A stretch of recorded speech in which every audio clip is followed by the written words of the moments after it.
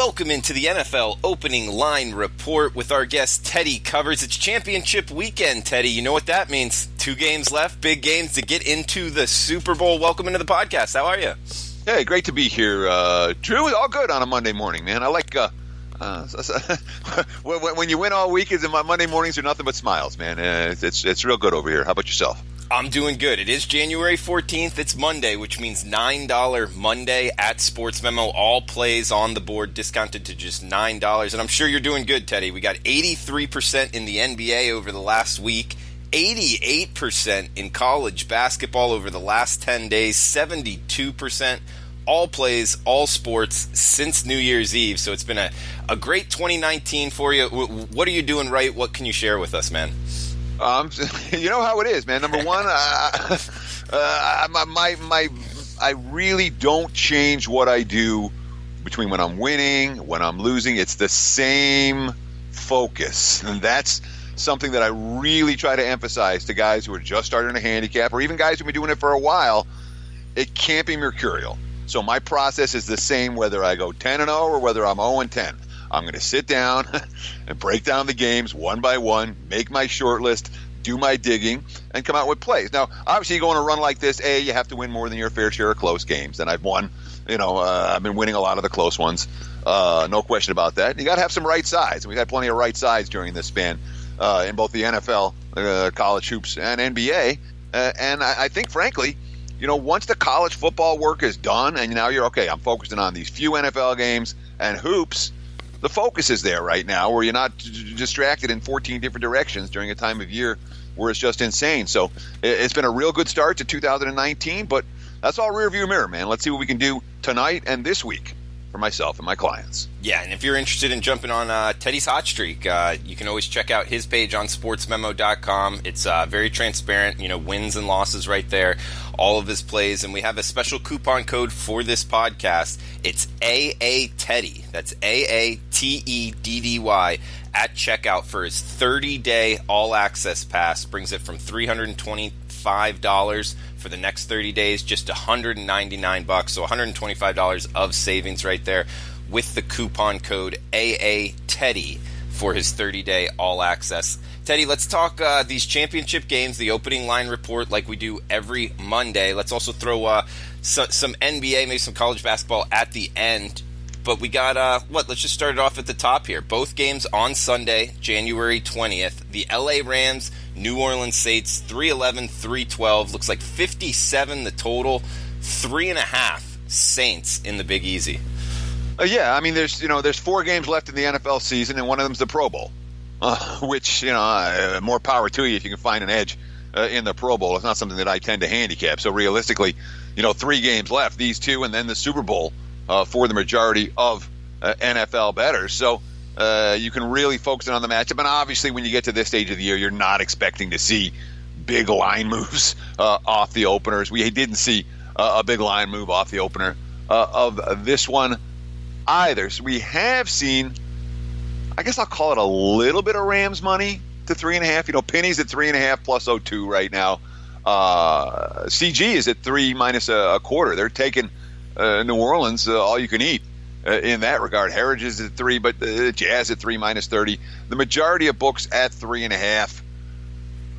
I think it stays there. I don't think this line's coming down to 3. It might. I wouldn't be shocked if it does, and it's not going to hurt you if you like the Rams. Grab a 3.5 now. You can find them at minus 110 at various shops, both in Las Vegas and offshore.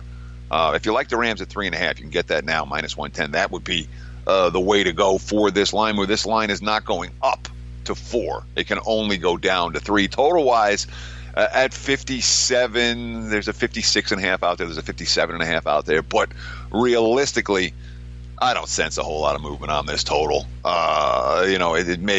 It's not a situation, of course, where they're playing in the dome. There's not going to be any weather conditions. Certainly we saw the Saints offense look a little bit out of sync against Philly for extended stretches. New Orleans has done that before off buys. They tend to be a rhythm offense. One would think they may be a little bit better this time around. But, of course, in the trenches where this game likely to be decided, New Orleans offensive line did a number on that Rams defensive front in the first meeting between these two teams. That's how they hung 45 on the Rams in that meeting. Certainly, LA's defensive front has the potential to give the Saints' offensive line some trouble, much the way the Eagles' defensive line gave New Orleans all kinds of problems yesterday. That's why the Saints were unable to cover the number as 8-point chalk, even though Philly only scored 2 touchdowns on their first 2 drives and didn't score again the rest of the ballgame. And Teddy, what's your view on this home field advantage here in New Orleans? It looked pretty raucous at times yesterday. Do you think, how big of a factor is it on the NFL scale of home field advantages? I consider the Saints' home field to be as strong as any in the NFL. That being said, no home field in the NFL is worth more than 3.5 points at the most, and my standard for New Orleans is a 3, not a 3.5.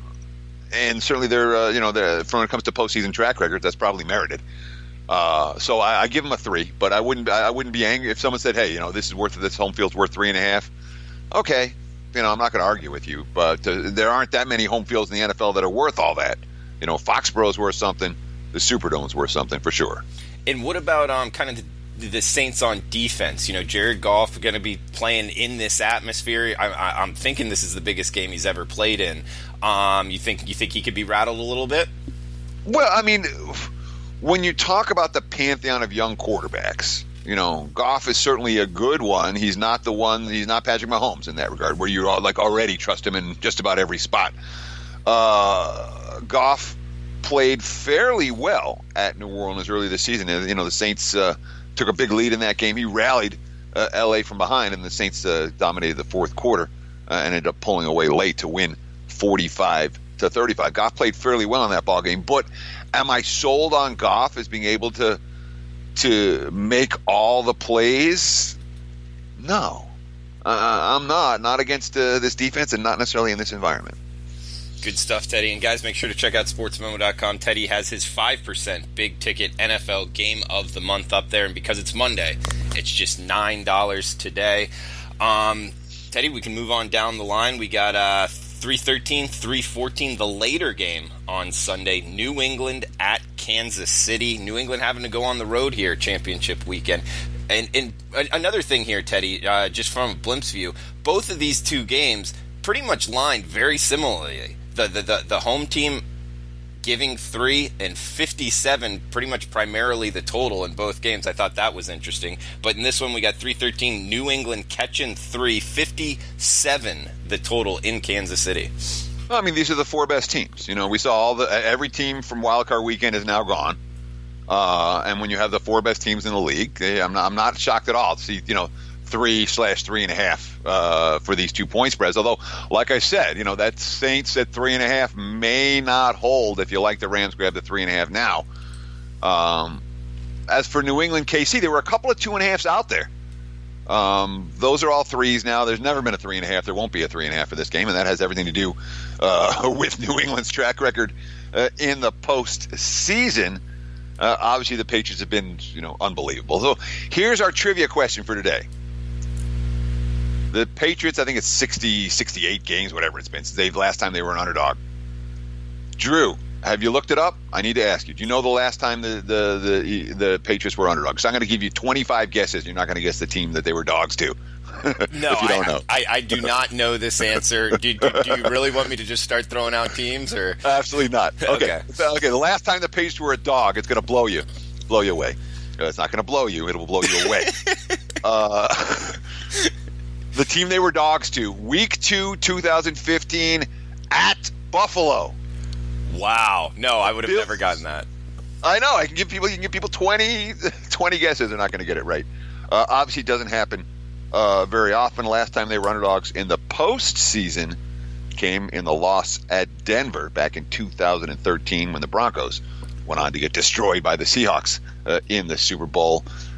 Doesn't happen very often that we see Brady and Belichick in the dog role, and they've been brilliant when catching points. Absolutely brilliant. And obviously, we're talking about the veteran squad versus the upstarts, and the upstarts are playing at home. They're going to be 3. The veteran squad, certainly a team that has been in far more of these big games than Kansas City has, and given the Patriots' track record as dogs, given Brady and Belichick's track record, given the fact that New England has been to the Super Bowl, 3 times in the last 4 years. And, this is a game where we would anticipate the Patriots to get a fair bit of betting support. All that being said, Kansas City and the level of defense they played against Indy, certainly worth noting. They played a real good defensive game in Week 17 against Oakland. They played a real good defensive game last week, this past weekend against Indy. It's a Chiefs defense that's not going to get a whole lot of respect from the betting markets. If they play well, KC is going to be the undervalued commodity in this matchup. And, of course, we've seen the Patriots beat the Chiefs already this season. That was a shootout start to finish in that contest. Now we've got Brady. Is Brady ready to turn the mantle over to Mahomes? And Brady, man, you have to love those comments from New England where Brady's like, everyone thinks we suck. All that being said, you grade out the person, just like last week. We talked about that in the Chargers game. You grade out the personnel for New England. It's hard to make a case for the Patriots +3. They have Belichick and Brady, and they played a brilliant game against a tired Chargers team, no question.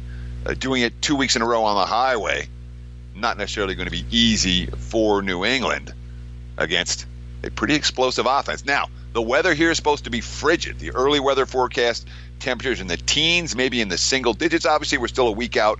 We're going to follow this closely, but weather conditions like that, number one, the Patriots playing them all the time. Number two, Brady's got a pretty good track record in that role. And number three, if the total's that cold, if the game is going to be that cold, this total can only go down. We're already seeing shading to the under at some of the leading indicator books. Penny's 57 to the minus 9 cents to the under. Bookmakers minus 15 cents to the under off of 57. I wouldn't be shocked if we see some under money if it ends up being really, really cold. But Joe Public's going to expect a shootout in this game. That's what we saw the first time these two teams met. And certainly we talk about Brady and Mahomes.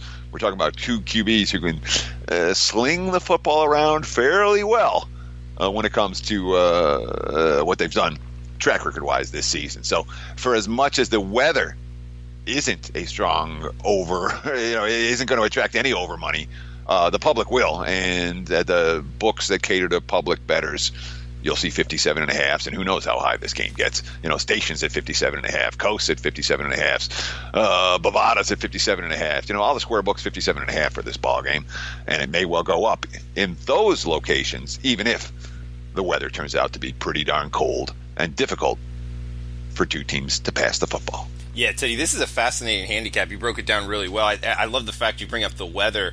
One thing, if it is cold and a little windy, Tom Brady with that zip spin, that has a lot to do with why his success over the years in kind of less than optimal weather conditions. And also Patrick Mahomes, he has a really strong arm, and one thing under Cliff Kingsbury out there in Texas Tech, a lot of windy conditions, so he's going to be used to kind of not the optimal weather conditions as well. How much do you use being kind of an expert weatherman, so to speak, being a week out and trying to kind of get ahead of a move?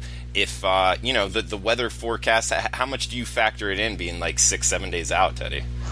Total wise, if you want to be a serious total player, you got to be looking at especially at this stage of the season, you got to be looking at the advanced forecast, and you got to get down on what the prediction is. If that prediction doesn't bear out like it's supposed to, you can always get off it later in the week. Did I answer your question? Yeah, that works, Teddy. We got Teddy covers 63% NFL full season. He's got his 5% play up at sportsmemo.com for just $9 today on Monday. And Teddy, you also got a college basketball 88% run, your Wisconsin versus Maryland play up on sportsmemo.com. So check those out. You can get each of them for just $9 right now. Teddy, we got a little time left on the podcast. You want to talk a little NBA here? Yeah, sure. Let's do a little NBA. Absolutely. What games tonight are you kind of looking at here? We got 501, 502, Boston, Brooklyn. All right, man, have at it. Let's go open mic night. Yeah, exactly. I'll run real quick through the NBA schedule for today. We have the Celtics and Knicks tonight. Both teams coming off a loss. Nets coming off an ugly loss. They went. They played the last week in Boston and got really slapped around in that ball game, and then had a bad loss at Toronto later in the week. Ed Davis, quote, if you say you're going to be a playoff team, we have to beat playoff teams. It's easy to beat the Hawks and the Knicks, teams like that, but you really see where you're at when you play Toronto, Boston, at Houston, games like that. Get back to me around this time next week. I'll have a better idea where we're at. The Nets are taking this game seriously. And, of course, they've during this 13-5 run, they only lost back-to-backs once. They only lost consecutive games once. That came out of a back-to-back situation in Milwaukee. And D'Angelo Russell didn't even play in that ball game. So the Nets have been pretty darn good off a defeat. And I love the quote from Kenny Atkinson. I rarely say this about our team, but I did love the effort and execution, talking about the loss at Toronto. When you have both of those go wrong, that's when you get beat by 20. To beat an elite team on the road, our effort and execution were nowhere near where it needed to be. So we got good guys. They understand it. They understand we got Boston coming up. And we have that same effort and execution. You're going to make a blowout loss on the chin. This was a bit of humble pie. I expect the Nets to show up tonight. Kyrie Irving, not likely to go for Boston. Memphis and Houston, Rockets coming off a pretty ugly loss. Harden, 1 of 17 from three-point range in Orlando. Now playing on the second night of back-to-backs at home. Obviously no Chris Paul. Obviously no Eric Gordon. Clint Capella not going to go tonight for the Rockets either, which is, James Harden and not a whole lot else. Of course, the Grizzlies, the Grizzlies were the number one seed in the West at one point this season. Since then, I think they're about like 7-15. They've really struggled of late, and they've taken a whole lot of money for this one. The total has been bet way up, 203 up to 208. Side has been bet way down, 7 down to 4.5 at this price. I'm not in love with this Rockets team, but at this price, they do look fairly cheap. Charlotte and San Antonio, we have a free play up at sportsmemo.com right now. You can read my entire analysis for that ballgame. I do have a ticket in my pocket on San Antonio. Just faded them. The Hornets, who are just struggling right now. Detroit and Utah, I don't love the spot here for the Pistons at all, coming off the big win. I mean, that was a big emotional win against the Clippers after a pair of ugly road losses. I don't trust them to maintain that intensity tonight in Utah. It will be Jazz or pass for me in that one. Portland and Sacramento, these two teams met in Sacramento just a couple of weeks ago. What was that? It was right around New Year's. I remember the game very well. The Kings led by 9 with 2.5 to play. They didn't make another shot in regulation. Damian Lillard made all of his shots in regulation. Portland ended up stealing that game in OT. It was recent enough that I would expect the Kings to remember that defeat. But when it comes to late game execution, it's very reasonable to predict that something, what we saw last time with the Blazers able to execute their offense down the stretch and the Kings unable to execute their offense down the stretch. Wouldn't be shocked at all if that happens again in this one, if it's close enough for that to be in play at the end. And, of course, last but not least, Clippers and Pelicans. Clips haven't played good basketball of late at all. But New Orleans, 5 wins on the season on the highway. They've been consistent money losers on the road. I don't trust either one of these teams tonight. Total, look at that total, 240 and a half. You could have a game finishes 220 to 120 to 119. It'll cash an under ticket in this one. They're expecting a torrid pace and not all that much defense at the Staples Center this evening. Teddy, great stuff in the NBA, knows his stuff in NFL, NBA, college basketball, 83% run in the NBA, 88% run in college basketball, 72% all plays, all sports since New Year's Eve. It's been a great 2019, and we have the special coupon code here, AATEDDY, at checkout for his 30-day all-access at sportsmemo.com. Teddy, great stuff on the podcast. Best of luck this week. We'll have you on, Thursday or Friday to do the NFL Every Game on the Board podcast? I look forward to it. We'll do some NBA. We'll do some NFL. We'll do whatever you want to do, man. I'm happy to talk. You know me. I like blabbing. All right, Teddy, good stuff. And, guys, thanks for tuning in. We'll be back tomorrow, and best of luck with your bets.